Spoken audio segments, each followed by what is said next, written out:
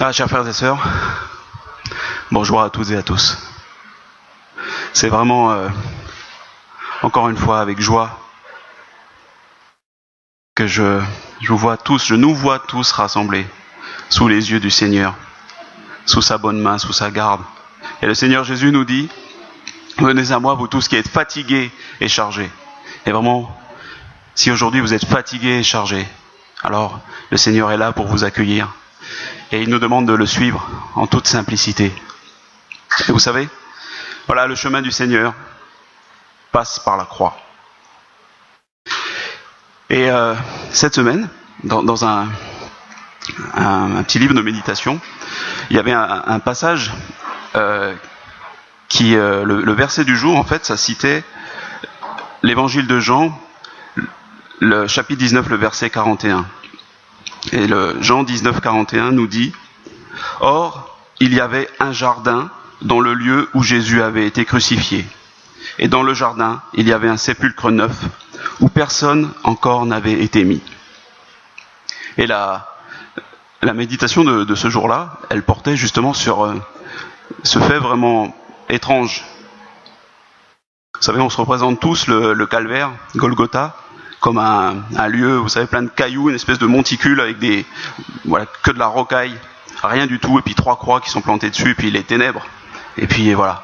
C'est comme ça qu'on se représente Golgotha. Et en fait, ce que nous dit l'évangile de Jean ici, c'est que le lieu où Jésus a été crucifié, en fait, c'était un jardin. Et c'est vraiment tellement étrange, tellement contradictoire de voir que l'endroit où toute la haine du monde, toute la colère des hommes contre Dieu, mais aussi, justement, toute la colère de Dieu contre le péché, cet endroit où vraiment toute la violence, tout ce qu'il y a de plus mauvais et en même temps tout ce qu'il y a de plus sain se sont affrontés, cet endroit-là, c'était un jardin, un lieu où, comme c'était le printemps, c'était la Pâque, il commençait à y avoir des fleurs. Les feuilles avaient repoussé sur les arbres. C'était un lieu certainement qui respirait la tranquillité, la paix. Et c'est là que les hommes ont porté la guerre. Et c'est là que notre Dieu a donné sa vie. Et c'était ça qui était vraiment frappant dans cette méditation-là et qui nous disait que finalement là où Jésus plante sa croix dans nos vies, il y a aussi un jardin. Et que dans ce jardin, c'est là qu'il a été enseveli et c'est là qu'il est ressuscité. Et en pensant à cette histoire de jardin, j'ai réfléchi, je me suis dit, mais c'est vrai que dans la Bible, il y a d'autres jardins. Et ce matin, on va pas parler de jardinage, mais j'aimerais quand même qu'on puisse ensemble regarder tout ce que le Seigneur nous apprend à travers ces différents jardins, où l'histoire de l'homme et l'histoire de Dieu se sont rencontrés. Je pense que le premier jardin auquel on pense dans la Bible, c'est évidemment au tout début de la création, dans la Genèse au chapitre 2. On lit Genèse chapitre 2, le verset 7. « L'Éternel Dieu forma l'homme de la poussière de la terre. Il souffla dans ses narines un souffle de vie, et l'homme devint une âme vivante. Puis l'Éternel Dieu planta un jardin en Éden, du côté de l'Orient, et il y mit l'homme qu'il avait formé.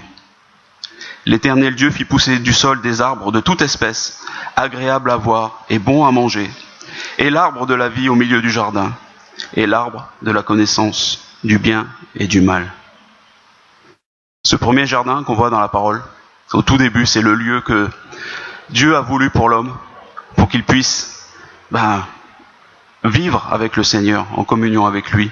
Et on peut dire c'est le jardin de la responsabilité. C'est là que l'homme, dès le début, a reçu la mission du Seigneur de croître, de multiplier, d'assujettir la nature, mais de le faire vraiment en tant que responsable vis-à-vis de Dieu, en tant qu'intendant du Seigneur sur tous ses biens, sur toutes les merveilles de sa création. C'est le jardin de la responsabilité. Mais c'est aussi, évidemment, qui dit responsabilité, dit que, il faut rendre des comptes. Et il faut pouvoir être fidèle. Et Dieu a placé quelque chose dans ce jardin. à côté de l'arbre de la vie éternelle, il y avait aussi l'arbre de cette responsabilité-là, du choix. L'arbre de la connaissance du bien et du mal. Et voilà, nos premiers ancêtres, finalement, ont choisi de ne pas rejeter cette responsabilité que leur Seigneur leur avait confiée sur terre, mais de l'assumer tout seuls. Ils n'ont pas fait confiance au Seigneur, ils n'ont pas voulu rester avec lui, et le résultat, voilà, on le voit depuis. C'est toutes nos souffrances, toutes nos peines, toutes nos peurs, toutes les incertitudes, toutes ces choses-là qui envahissent nos cœurs, qui envahissent nos esprits. Et finalement, c'est la mort. Ce premier jardin, voilà, l'homme finalement, n'a pas respecté ce que le Seigneur avait voulu. Et il a été chassé de ce premier endroit où c'était vraiment le paradis sur la terre. Le jardin de la responsabilité. Un peu plus loin, dans la Genèse, au chapitre 13, on nous parle d'un autre jardin. Je ne sais pas si vous voyez de quoi je veux parler. C'est quand Abraham et Lot ont quitté leur pays, qu'ils ont obéi au Seigneur. Ils sont allés dans le pays de Canaan. Il y a eu une sécheresse, une famine. Ils sont partis, ils sont allés en Égypte. Là, ils ont désobéi au Seigneur, mais Dieu les a bénis. Il a fait grandir leur richesse d'une manière incroyable. Et ils sont revenus, malgré leur désobéissance, Abraham et Lot sont revenus plus riches qu'ils n'étaient partis. C'est ça la grâce de Dieu. Mais, puisque Abraham et Lot maintenant avaient des troupeaux innombrables, ils ne pouvaient plus rester ensemble. Et ils commençaient à se battre, commençaient à se disputer. Alors, Abraham est venu voir Lot et lui a dit, voilà, il ne faut pas qu'on se dispute. Alors, choisis un endroit, et moi j'irai d'un autre côté, et comme ça, on ne sera plus les uns sur les autres, on ne se marchera plus sur les pieds. Et dans Genèse 13, le verset 10, il est écrit, Lot leva les yeux et vit toute la plaine du Jourdain, qui était entièrement arrosée. Avant que l'Éternel ait détruit Sodome et Gomorrhe, c'était jusqu'à Tsoar, comme un jardin de l'Éternel, comme le pays d'Égypte. Lot choisit pour lui toute la plaine du Jourdain, et il s'avança vers l'Orient. C'est ainsi que Abraham et Lot se séparèrent l'un de l'autre. Abraham habita dans le pays de Canaan, et Lot habita dans les villes de la plaine, et il dressa ses tentes jusqu'à Sodome. Les gens de Sodome étaient méchants, et de grands pécheurs contre l'Éternel. Après le jardin de la responsabilité, et voilà, de l'échec de l'homme qui se détourne du Seigneur, maintenant on voit le jardin de la honte. C'est dans ce lieu magnifique, c'est un jardin de l'Éternel, c'est comme le pays d'Égypte. C'est vraiment un endroit incroyable. Mais c'est là qu'il y a finalement ce que l'humanité a produit de plus mauvais depuis qu'ils se sont séparés du Seigneur. Il y a Sodome et Gomorrhe. Et Lot, qui, selon la Bible, est un juste, un homme qui adore le Seigneur. Pourtant, voilà, au lieu de continuer à vouloir suivre les voies du Seigneur, il choisit la voie de la facilité. Il choisit de descendre dans la plaine, parce que certainement là, il aura beaucoup de bonnes choses pour ses troupeaux. Mais finalement, il ne reste pas dans la voie que le Seigneur a voulu pour lui. Il s'approche de plus en plus, on voit qu'il monte, il amène ses tentes jusqu'à proximité de Sodome. Et on sait qu'après, finalement, il va carrément habiter dans Sodome. Ça va devenir un homme important dans la ville la plus corrompue du monde, la ville que le Seigneur va détruire.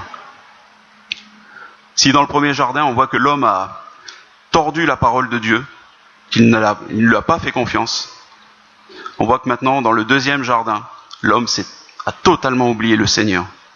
Et même ceux qui ont Dieu dans leur cœur, qui devraient vraiment lui être attachés, même ceux-là se laissent séduire. Vous savez, il y a plein d'exhortations dans la parole de Dieu où on nous dit « Ne vous conformez pas au monde présent, à ce siècle qui est mauvais. » L'apôtre Jean, il nous dit, dans 1 Jean 2, il dit « N'aimez point le monde, ni les choses qui sont dans le monde. Si quelqu'un aime le monde, l'amour du Père n'est point en lui. Car tout ce qui est dans le monde, la convoitise de la chair, la convoitise des yeux et l'orgueil de la vie, ne vient point du Père, mais vient du monde. Et le monde passe, et sa convoitise aussi. Mais celui qui fait la volonté de Dieu demeure éternellement. » Et voilà, Lot le juste, il a choisi de se détourner de la justice.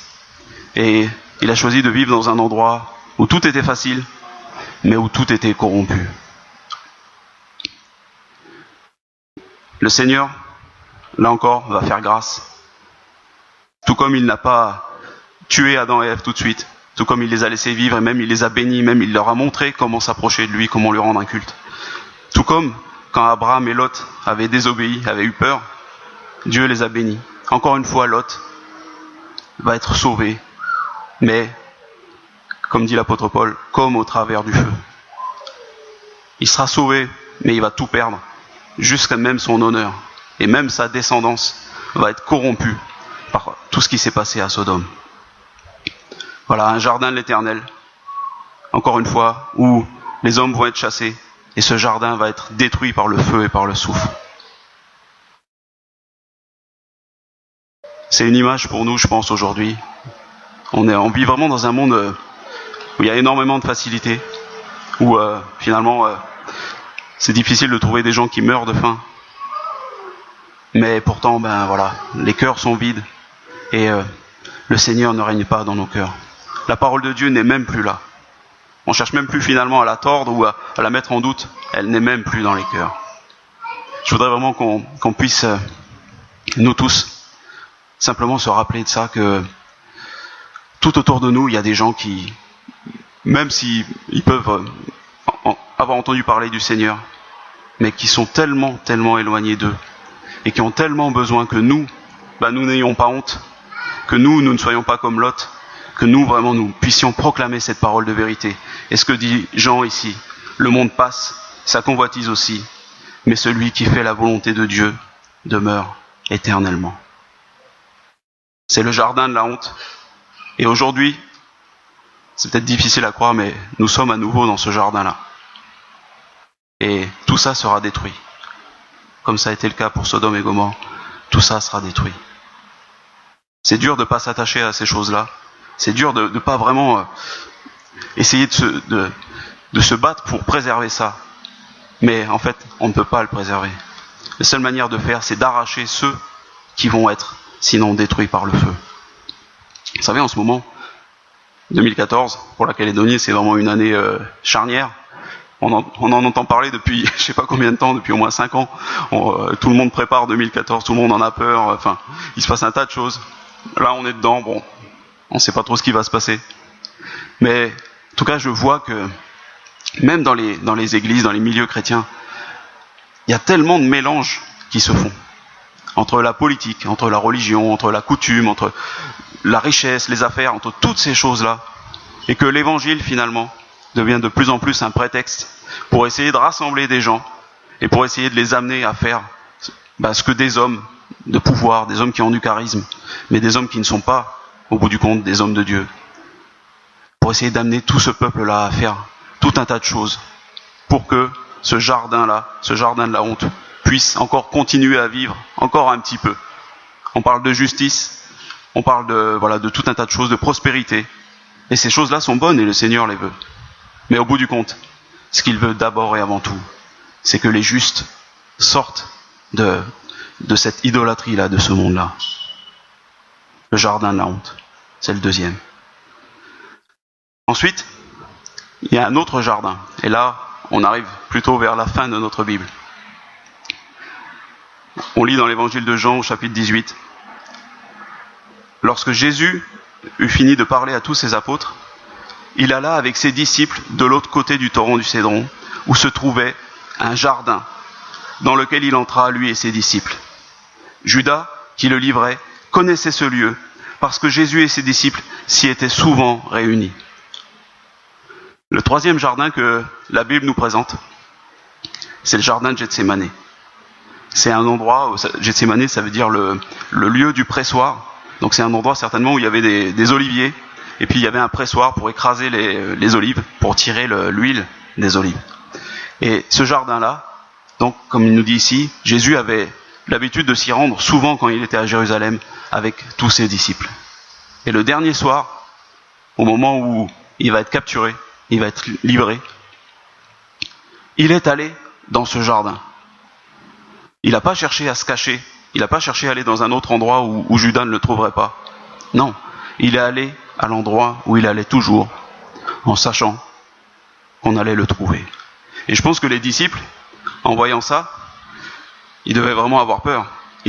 Pour eux, je pense qu'ils seraient allés ailleurs, ils seraient allés dans un autre endroit, ils seraient allés se cacher quelque part. Ils ne pouvaient pas rester dans la chambre haute où ils étaient, parce qu'ils savaient que Judas ou le traître, je crois qu'ils n'avaient même pas compris que c'était Judas qui était le traître, à ce moment-là.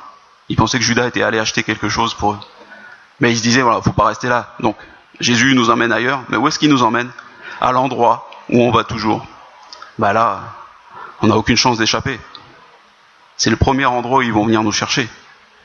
Et on voit que les disciples, dans ce jardin-là, ils sont abattus. C'est vraiment le jardin du combat. Mais un combat, pour eux, qui est perdu d'avance. On voit que le Seigneur, vraiment, il prie, il prend avec lui, vous savez, les trois plus proches, Pierre, Jacques et Jean, il les amène avec lui, à l'écart, et lui-même se retire à l'écart, et il tombe sur sa face, et il prie, il supplie vraiment le Seigneur d'éloigner cette coupe-là. Mais il dit que ta volonté soit faite, et pas la mienne. Mais à chaque fois qu'il revient vers ses disciples, il les trouve endormis. Ils sont endormis de tristesse. Ils sont tellement tristes, ils sont tellement perdus. Ils savent pas ce qui va se passer, mais ils s'imaginent certainement que ça va être la fin, que tout leur parcours va se finir là. Que finalement, ils n'ont même plus le courage de prier avec le Seigneur. Ils n'ont même plus confiance en Dieu. Je ne sais pas si on se rend bien compte de ça. Tout ce qu'ils ont vu pendant ces 3 ans, tous les miracles, la tempête qui a été calmée, les résurrections, tout ce que Jésus a fait, tous les gens qu'il a nourris, les milliers et les milliers de miracles qu'il a fait, tout ça pour eux maintenant, c'est fini, c'est évaporé, c'est du passé. Ils ne pensent plus qu'à leur peur, ils ne pensent plus qu'à leur tristesse. Certainement, ils savent que Jésus va mourir, ils commencent à le comprendre. Peut-être qu'eux aussi vont mourir. Bref, en eux, il n'y a plus aucune force. Et le Seigneur, il les exhorte, il leur dit, veillez et priez pour que vous ne tombiez pas dans la tentation, pour que vous ne cédiez pas, pour que vous ne soyez pas écrasés par le mal. Veillez et priez. Ce troisième jardin, c'est vraiment le jardin du combat. Mais c'est le jardin du combat perdu d'avance. Et pour nous, ça doit être une image. Est-ce que le Seigneur est vraiment là, à côté de nous? Est-ce qu'il est vraiment puissant? Est-ce qu'il tout ce qu'il a dit, qu'il va mourir, mais qu'il va aussi ressusciter, est-ce que tout ça, ça va s'accomplir? Est-ce que tout ça, est-ce que c'est accompli pour nous dans notre cœur? Est-ce que nous y croyons vraiment? Ou est-ce que nous sommes découragés d'avance face à toutes les difficultés de la vie? C'est vraiment un combat. Et Jésus lui-même est triste pour ses disciples, il les exhorte, mais à chaque fois, il retombe dans le sommeil, il se laisse aller dans l'épuisement. Et Jésus finalement affronte seul les ténèbres, il affronte seul la dernière tentation, celle peut-être de s'enfuir, celle de ne pas obéir au Père. Mais c'est ça qui est incroyable avec Jésus, c'est que il est tenté, il est persécuté, il est écrasé de toutes parts, mais il ne cède pas. Jamais il ne trahira le Père. Jamais il échouera à accomplir sa mission. C'est le jardin du combat. Et pour nous, c'est le jardin aussi, encore une fois. Après la responsabilité, après la honte, encore une fois. C'est l'échec de notre chair face à toutes les puissances qu'il y a dans ce monde, face à toutes les puissances qu'il y a dans le monde des ténèbres, et face même à la grâce de Dieu. Et quand Judas va venir, quand les soldats vont venir, Jésus va faire en sorte que tous ses disciples puissent s'échapper. Ils vont tous pouvoir s'enfuir alors qu'il y a des centaines d'hommes qui sont venus. Ils sont encerclés, mais c'est un miracle. Le Seigneur permet que tous ses disciples puissent s'enfuir et lui seul sera pris. Mais comme il a dit, et comme ça a été dit par les prophètes, quand le berger est frappé, le troupeau est dispersé, les brebis sont perdues. Et c'est ce qui va se passer par la suite. Et quand Jésus va être crucifié, ensuite quand il va être mis au tombeau, ses disciples seront loin de lui, ses disciples seront dans la peur. Et le 3e jour, quand il va ressusciter, il n'y en aura aucun d'eux qui va être là à ce moment-là. Ils seront tous cachés dans un coin. Et c'est là qu'on arrive justement au dernier jardin. Et peut-être le plus important pour nous. On a lu tout à l'heure, donc, Jean 19, 41. Il y avait un jardin dans le lieu où Jésus avait été crucifié. Et dans le jardin, il y avait un sépulcre neuf, où personne encore n'avait été mis. Et ce fut là qu'ils déposèrent Jésus. Et ensuite, donc le matin de la résurrection, on lit juste après, c'est au chapitre 20, à partir du verset 11, on lit l'histoire de Marie de Magdala. Cependant, Marie se tenait dehors, près du sépulcre, et elle pleurait. Comme elle pleurait, elle se baissa pour regarder dans le sépulcre.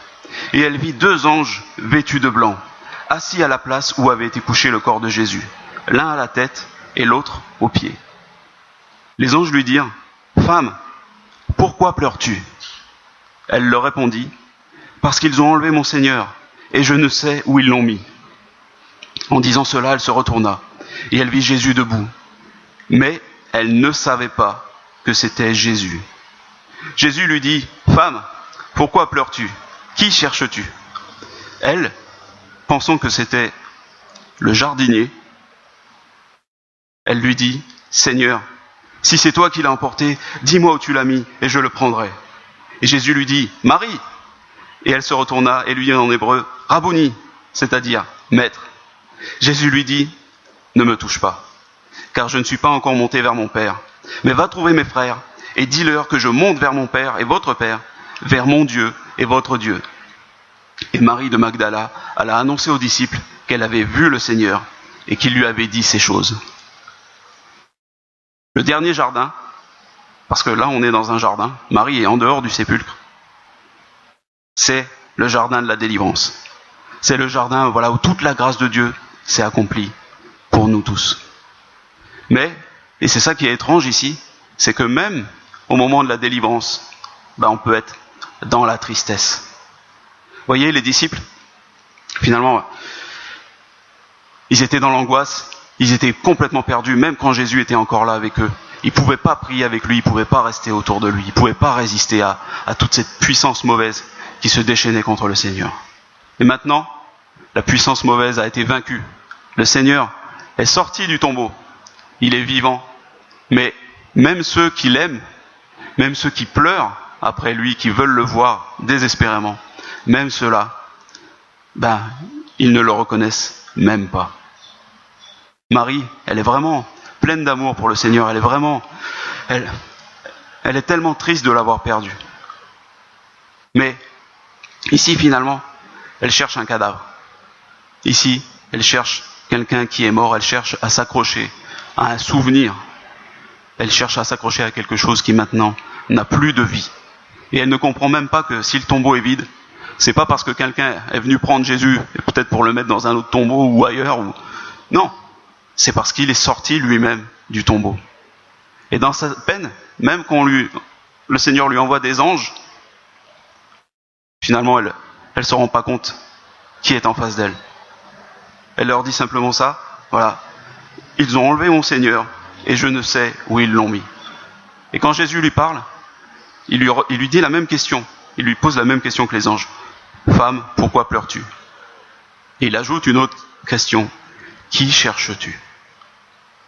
Et c'est la question que le Seigneur nous pose maintenant, tous les jours. Quand on est dans la tristesse, quand on est dans la peine, quand on est dans l'abattement. Il nous dit, mais pourquoi pleures-tu ? Qui cherches-tu ? De qui as-tu besoin ? Est-ce que c'est t'accrocher à un cadavre ? Est-ce que c'est de chercher le secours auprès des gens du monde ? Elle pensait que c'était le jardinier et elle l'appelle Seigneur. Elle a dit juste avant, ils ont enlevé mon Seigneur, et maintenant, un jardinier, elle va lui donner le même titre que son bien-aimé, que son Dieu. Parce que elle a tellement besoin de retrouver la sécurité, qu'elle est prête à tout. Elle est prête même à honorer quelqu'un qui n'a pas à être honoré. Elle est prête à faire n'importe quoi pour retrouver la paix dans son cœur. Et je pense que, ici, Jésus, il n'est pas indigné, il lui fait pas un reproche, mais quand il l'appelle Marie, quand elle entend sa voix, elle reconnaît enfin que, finalement, elle était totalement tournée vers elle-même, et qu'elle ne pouvait rien voir des choses que Dieu lui avait envoyées. Elle ne pouvait rien comprendre du tout de la délivrance. Ça, encore une fois, c'est une image pour nous. À chaque jour dans notre vie, est-ce que finalement on cherche vraiment le Seigneur là où il est, c'est-à-dire dans la puissance? C'est ce que Jésus dit, je monte vers mon Père. Quand il lui dit ne me touche pas, ça veut dire, je pense que c'est pas qu'il la rejette, mais simplement il veut lui montrer que les temps qu'il a passés sur terre maintenant sont finis. Maintenant, il n'est plus un homme comme nous. Il est vraiment élevé dans la puissance. Mais en étant élevé, il n'est pas séparé de nous. Il nous dit, et c'est la première fois qu'il le dit, va voir mes frères. Et ça, c'est la chose la plus incroyable à croire, peut-être dans la Bible la plus difficile à croire. Le Dieu vivant nous appelle ses frères.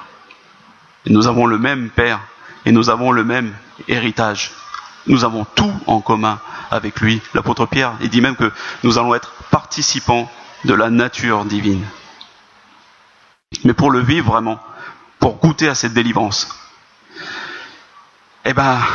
tout simplement, il ne faut plus regarder à soi-même, il ne faut plus regarder aux choses passées, il ne faut plus regarder à tout ce qu'on a pu vivre, même si c'était merveilleux, aussi à toutes les épreuves. Toutes ces choses-là sont finies, parce que Jésus a tout englouti dans le tombeau, et que maintenant, il est ressuscité, que maintenant, il est à la droite du Père. Et ça, vous voyez, on parle de ces choses-là. Je pense qu'on en parle peut-être tous les dimanches, on en parle souvent, le mercredi. Mais est-ce que c'est vrai dans nos cœurs ? Quand nous sentons la tristesse, quand nous sentons la peur, le désespoir, est-ce que c'est encore vrai, toutes ces choses-là ? Je crois que non. Je crois qu'à ce moment-là, nous les oublions. Et nous sommes prêts à nous tourner vers un jardinier, nous sommes prêts à nous tourner vers n'importe qui pour avoir un peu de paix, pour être un peu rassurés. Le jardin de la délivrance, même ce jardin-là, finalement, si nous n'avons pas les yeux ouverts, si nous n'avons pas les yeux tournés vers le Seigneur, nous ne pouvons pas en profiter de cette délivrance qui a coûté si cher. Et en fait, c'est là la question que je voulais vous poser ce matin. Dans ces 4 jardins qu'on a vus, le jardin d'Éden avec la responsabilité, le jardin de Sodome, la honte, le jardin de Gethsémané avec le combat, et finalement le jardin là ici de Golgotha avec la délivrance. Où est le problème pour nous ? Pour nous tous aujourd'hui. Quel est le problème, le point commun en fait, qu'on peut voir entre ces 4 situations ? Vous pouvez répondre, hein ? Ça réveille ?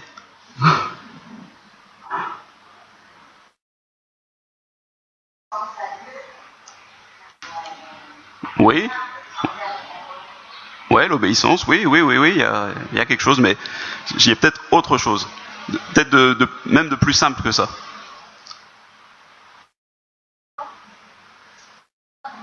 La confiance ? Ouais, mais c'est encore... Bon, ça se rejoint tout ça, l'obéissance, le combat spirituel, la confiance. En fait, je crois que... Oui ? Non, parce que elle aime le Seigneur de tout son cœur. Et je pense que les disciples aussi l'aiment de tout leur cœur. C'est vrai que, par exemple, on regarde. Dans le jardin d'Éden, c'est vrai qu'il n'y a plus d'amour, il n'y a plus de confiance pour le Seigneur. Par contre, il y a une grande connaissance. Ils ont vu Dieu face à face, ils connaissent le Seigneur. Et justement, c'est pour ça qu'ils sont inexcusables. Parce qu'ils ont vu Dieu face à face. Dans le jardin de Lot, il y a quoi ? Il y a une grande richesse. Et Lot a entendu avec Abraham les promesses que Dieu a fait. Déjà, il a commencé à obéir. Donc il y a quand même de la foi aussi. Il a suivi Abraham et il a confiance dans le Seigneur. À ce moment-là, il perd cette confiance-là. Il suit sa propre voie. Mais voilà, il y a des choses, et en particulier au niveau humain, il y a une grande richesse, une grande puissance. Nous, c'est ce qu'on cherche. On voudrait être riche. On voudrait être à l'abri du besoin. Lot, il est immensément riche. Pourtant, ça ne va pas l'empêcher de tomber plus bas qu'un clochard. Il va tout perdre. Alors c'est pas la connaissance, c'est pas la richesse, c'est pas, on pense, il y a une perte de confiance, c'est sûr, mais il y avait de ça. On voit à Gethsémane, il y a les disciples, ils ont vécu de grandes choses, les miracles, ils ont suivi Jésus, ils ont reçu tout son enseignement, ils ont même enseigné eux-mêmes, ils ont même enseigné dans les villages que le royaume de Dieu s'était approché, ils ont fait des miracles, tout ça. Donc c'est pas ce qui manque, c'est pas la connaissance, c'est pas on peut me dire même la foi, ils sont attachés à Jésus, ils aiment le Seigneur. Marie, elle aime le Seigneur de tout son cœur. Pierre, les disciples, ils aiment le Seigneur. C'est pas non plus l'amour. Ce qui manque, c'est vraiment tout bête, et c'est ce que Jésus a dit aux disciples. Il leur a dit, veillez et priez. Je pense que ce qui manque ici, dans toutes ces situations, c'est la prière. Tout simplement la prière. Marie, ici, elle est là, elle pleure, mais on la voit pas prier. Elle n'appelle pas le Seigneur à l'aide.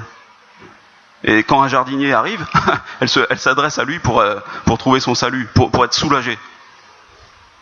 Vous voyez toutes ces choses-là, toutes ces choses humaines, et même toutes les choses que le Seigneur nous donne, s'il n'y a pas de prière, si on ne demande pas au Seigneur, si on ne s'adresse pas à lui à chaque instant, alors en fait, on est tout simplement coupé de sa présence. Le Seigneur nous bénit, le Seigneur nous délivre, le Seigneur nous parle, le Seigneur envoie même des anges, il fait des miracles. Mais si nous ne prenons pas nous n'avons pas cette idée-là, ce temps-là de s'adresser à lui en toute simplicité, même la délivrance, même la résurrection, même tout ça, ça reste sans effet dans notre cœur. Nous sommes toujours tristes, nous sommes toujours seuls, nous sommes toujours abandonnés. Et c'est ça, ce qui fait obstacle à la prière. C'est tout simplement de penser à soi-même. C'est tout simplement d'être centré sur soi. Même si on aime le Seigneur, même si on connaît, si on apprend un tas de choses dans la Bible, même si on sert, si on fait vraiment un tas de choses pour l'Église et toutes ces choses-là, au bout du compte, s'il n'y a pas la prière, s'il n'y a pas cette relation avec le Seigneur, cette communication avec lui, il reste que l'épuisement. Il reste, au bout du compte, que le désespoir. Et vous voyez, c'est étrange la Bible. C'est étrange comment le Seigneur nous parle. En partant d'un jardin, on trouve 4 jardins. Et dans ces jardins, on trouve finalement des gens qui sont comme nous, qui ont des faiblesses, mais qui ont aussi des qualités, qui ont de l'amour, certainement, pour le Seigneur. Mais à un moment ou à un autre, dans leur existence, ils rompent le contact avec Dieu. Adam et Ève, quand le serpent est venu, ils avaient juste à appeler le Seigneur pour lui demander s'ils avaient un doute. Mais est-ce que c'est vrai finalement ce que le serpent nous dit ? Tu nous as parlé, Seigneur. Maintenant, quelqu'un d'autre nous dit autre chose, contraire à ce que tu nous as dit. Mais Seigneur, viens et dis-nous où est la vérité, montre-nous. Est-ce que Adam et Ève ont fait ça ? Non. Alors que Dieu se promenait tous les jours dans le jardin. Dieu n'était pas loin, Dieu n'était pas au ciel, Dieu n'était pas inaccessible. Ils ne l'ont pas fait, parce qu'ils ont préféré se tourner vers eux-mêmes. Lot, au lieu de consulter le Seigneur, comme Abraham le faisait régulièrement, et d'ailleurs les fois où Abraham ne l'a pas fait, il s'est planté, Lot, au lieu d'offrir des sacrifices et de consulter le Seigneur pour savoir quel est le choix qu'il devait faire, la Genèse ne nous dit rien. Il a levé les yeux, il a vu quelque chose de beau, comme le fruit, comme quand Ève a vu le fruit, et il a suivi ça. Les disciples, ils avaient Jésus au milieu d'eux, Jésus qui priait tous les jours, qui les invitait à prier sans arrêt, qui leur a montré comment prier.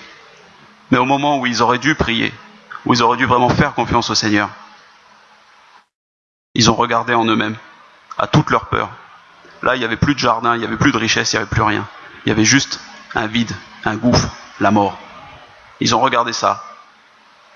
Ils se sont endormis de tristesse. Et maintenant, même Marie, même celle qui peut-être aime le plus le Seigneur, qui a été délivrée de 7 démons, c'est ça ? On voit dans l'évangile de Luc, qui vraiment a un amour immense. Même elle, finalement, elle pleure. Au lieu de crier à Dieu, qu'est-ce qu'aurait fait Moïse, lui ? Je pense que Moïse, déjà, il aurait peut-être cru à ce que le Seigneur lui avait dit, qu'il allait ressusciter. Mais même s'il ne l'avait pas cru, je pense qu'il n'aurait pas pleuré comme ça.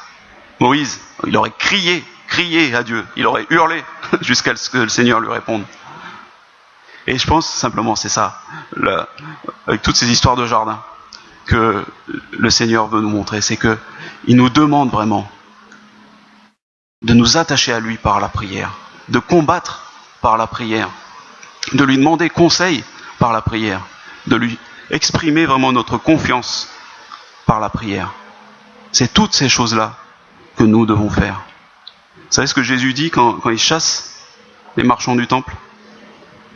Il dit, il est écrit, cette maison sera appelée une maison de prière pour toutes les nations. Mais vous en avez fait une caverne de voleurs. Vous savez, Alexis l'a dit tout à l'heure, ici, nous sommes tous ensemble la maison de Dieu. Nous sommes une maison sainte pour le Seigneur, l'Église. Nous sommes des pierres vivantes qui construisent ces maisons.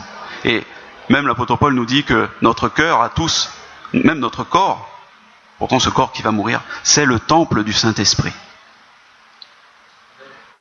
Mais ce que Jésus dit, c'est si la maison de Dieu n'est plus une maison de prière, alors, un jour ou l'autre, elle finit par devenir une caverne de voleurs. Vous savez, on voit des choses terribles.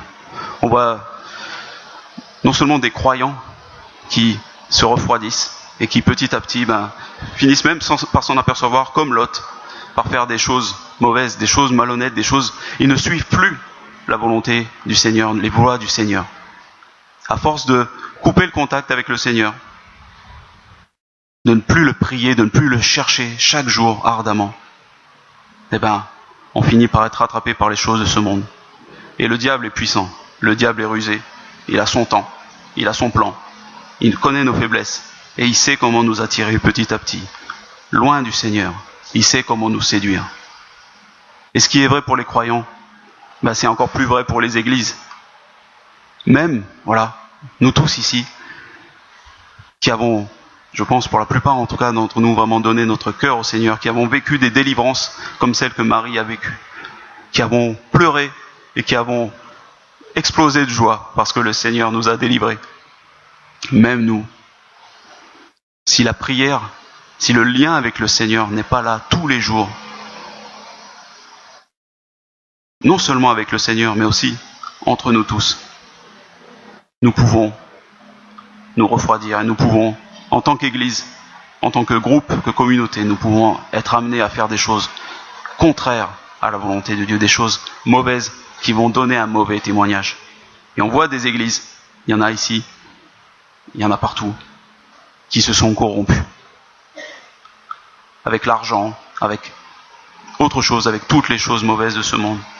Je pense que des églises où il y avait vraiment des croyants, vraiment des hommes et des femmes sincères pour le Seigneur, des gens qui voulaient étudier la parole, qui voulaient servir, qui communiaient ensemble, qui partageaient, qui s'entraidaient, mais peut-être à un moment, qui ont finalement, dans les difficultés, préféré compter sur leur propre force, préféré regarder en eux-mêmes, que de se rassembler et prier et attendre que le Seigneur réponde. Ces choses-là arrivent, et vraiment je prie qu'elles n'arrivent pas chez nous. Je dis pas ça parce qu'il se passe des choses, c'est pas ça. Mais simplement, cette parole de Jésus, quand il dit, cette maison, c'est la maison de l'Éternel, c'est une maison de prière. Et vous en avez fait une caverne de voleurs. Si ça a pu arriver pour le temple, le plus magnifique, le plus beau du monde, alors, à quel point ça peut arriver rapidement pour un groupe de personnes qui finalement se réunissent que le dimanche, qui se voient de temps en temps, et voilà, qui peut-être ne partagent pas grand-chose, à part cet amour pour le Seigneur. Et au bout du compte, l'exhortation que je voudrais vous adresser, c'est celle-là. Il faut vraiment, dans la prière, personnellement, mais aussi en groupe, tous ensemble, il faut croire que la prière, c'est un combat qui porte du fruit. C'est pas simplement se réunir dans un endroit et puis se dire on va prier plutôt que de faire des choses, plutôt que d'agir. Non, on va prier et puis on va voir, puis si ça se trouve il va se passer quelque chose et puis le problème va être réglé et du coup on n'aura pas à servir, on n'aura pas à travailler pour régler le problème.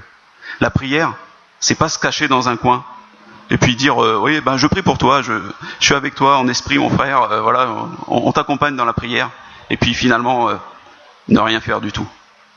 La prière, c'est la première chose que le Seigneur nous demande de faire avant d'agir. Et on voit dans le livre des Actes, on voit à chaque fois ce qui se passe quand la prière est à l'œuvre.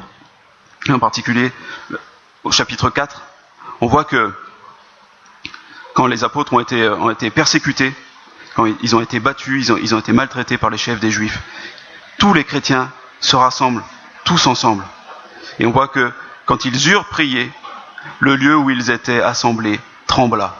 Ils furent tous remplis du Saint-Esprit et ils annonçaient la parole de Dieu avec assurance. Pasteur Philippe a prié tout à l'heure, quand il a parlé, il a dit, voilà, on n'est pas un club. On n'est pas là pour se réunir juste comme ça et puis pour partager des bonnes choses. Même si c'est vrai, on est là pour se faire du bien les uns les autres, pour vivre la communion. Mais nous sommes ici comme la maison de Dieu, comme la forteresse de Dieu, l'armée de Dieu, qui doit sauver les âmes, qui doit glorifier Dieu sur cette terre.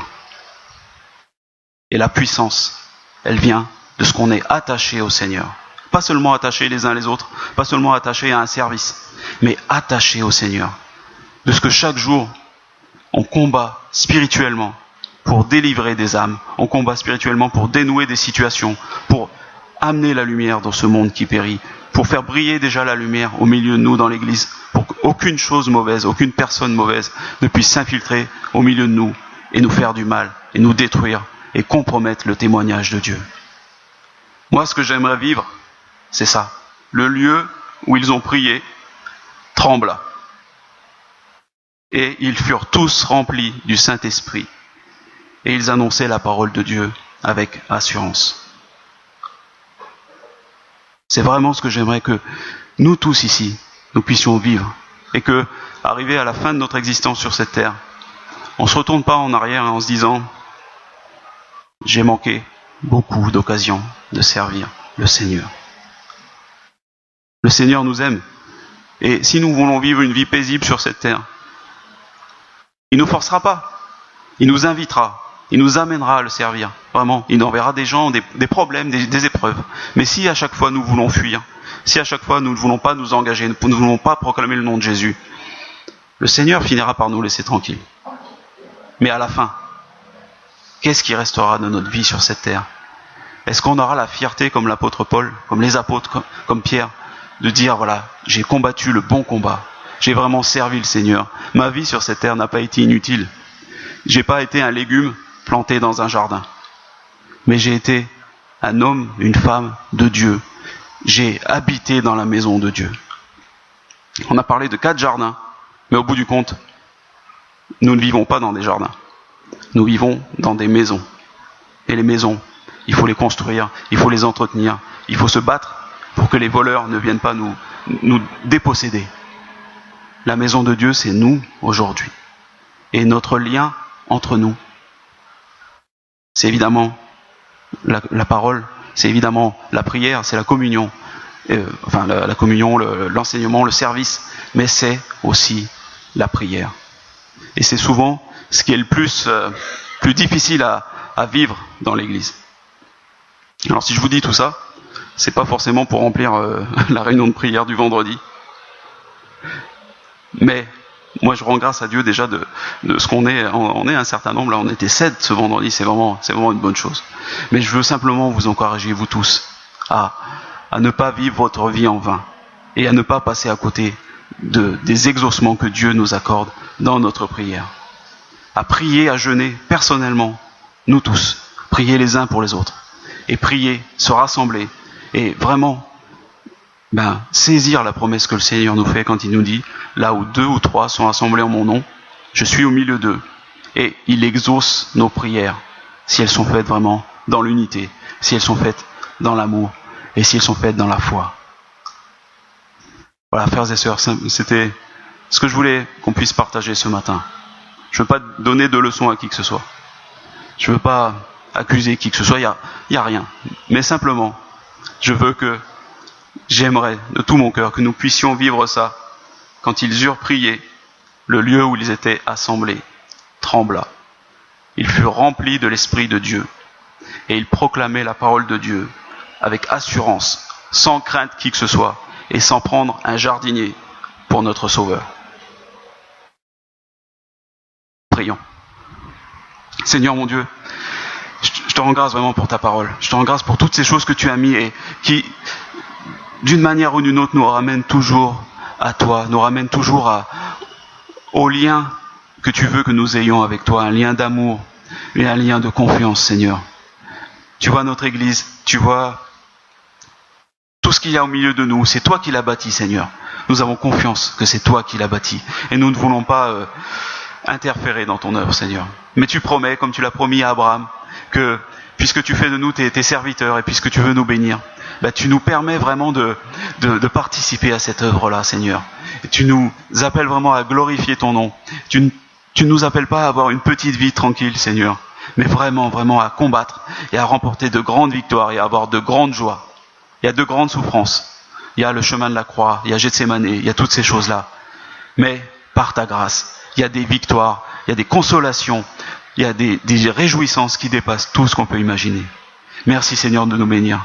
Et merci de nous donner cet esprit-là, ce désir de se rassembler, de te prier et de chercher ta volonté, afin que nous la connaissions, afin que nous recevions la force, nous recevions la plénitude de ton esprit, et afin que nous puissions faire de grandes choses dans ce monde qui périt, afin que nous puissions être comme tes anges qui sont venus chercher Lot, qui ont affronté la foule déchaînée, mais qui n'ont rien craint parce qu'ils avaient ta puissance et parce qu'ils savaient qu'ils faisaient le bien et qu'ils ne pouvaient pas échouer, Seigneur. Tu as fait de nous tes enfants, tu as fait de nous les frères de Jésus notre Sauveur. Alors maintenant aide-nous à marcher dans les pas du Seigneur et à être unis dans la prière, Seigneur. Voilà, au nom de Jésus, je te remets cette prière et le reste de ce moment que nous allons passer ensemble. Amen.